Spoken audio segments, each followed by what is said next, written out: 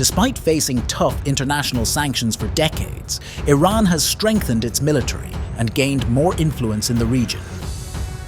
The recent attacks on 3 neighboring countries by Iran highlight its increasing aggression in the region.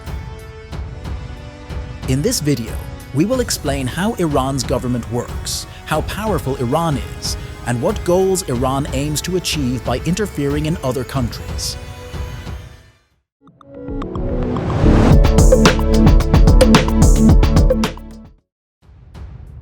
Iran is a predominantly Shia Muslim country, with 90 to 95% of its people following the Shia sect.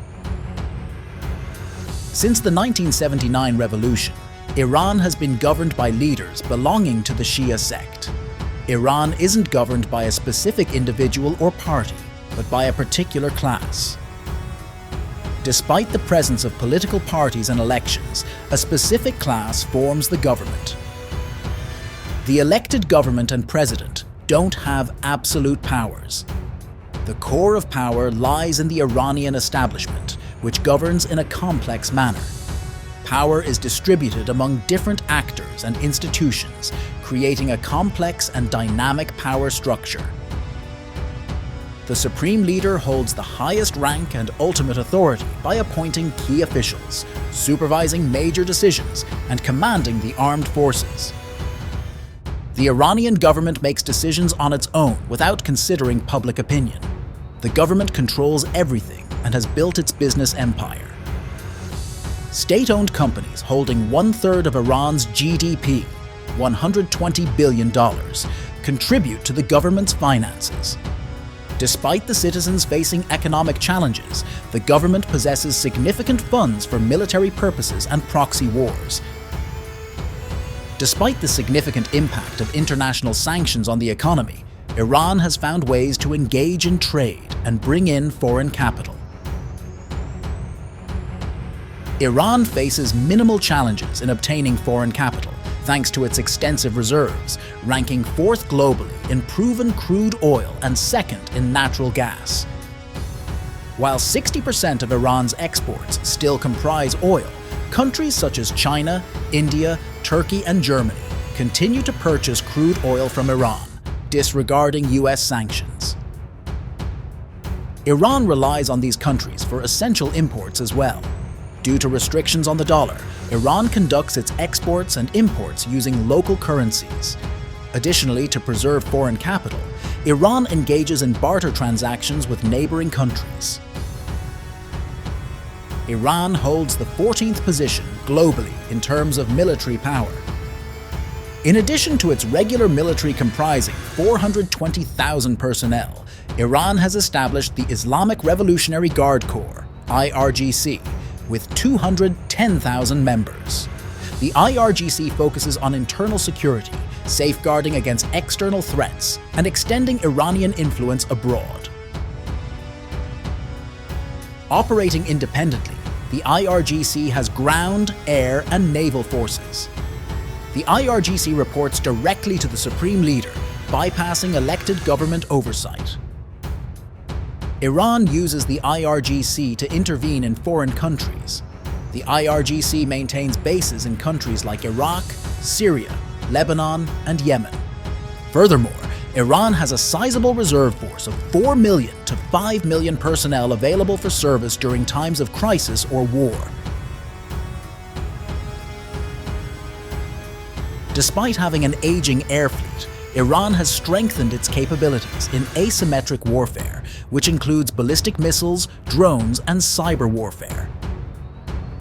Iran has established a domestic defense industry, manufacturing a range of weapons, drones, missiles, and vehicles, reducing reliance on foreign suppliers.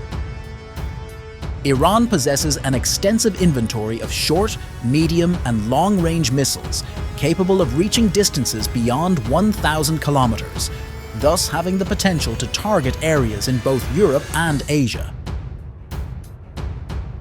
Iran has established Shia militant groups in 7 countries to safeguard its interests in the region. The reasons behind Iran's involvement in proxy wars are a multifaceted combination of ideological, geopolitical, and domestic factors. The Iranian government is built on the revolutionary ideology of 1979. Therefore, Iran considers supporting Shia groups and movements that share its ideology crucial for its existence, irrespective of national borders. Saudi Arabia and its allies strongly oppose Iran for championing Shia ideology. Because Iran depends on oil and gas exports for its economy, it aims to influence important strategic regions like the Gulf of Aden and the Levant. This positioning could provide Iran leverage over shipping routes and the potential to disrupt the flow of goods and resources to its adversaries. Israel perceives Iran as a security threat because of its ideology and influence in the region. The United States and Western nations are likewise opposed to Iran due to the threat it poses to Israel and other allied countries. Pakistan and Iran have been accusing each other of sheltering their respective rival groups, leading to recent attacks between them. However, the primary source of conflict lies in the Gwadar port in Pakistan.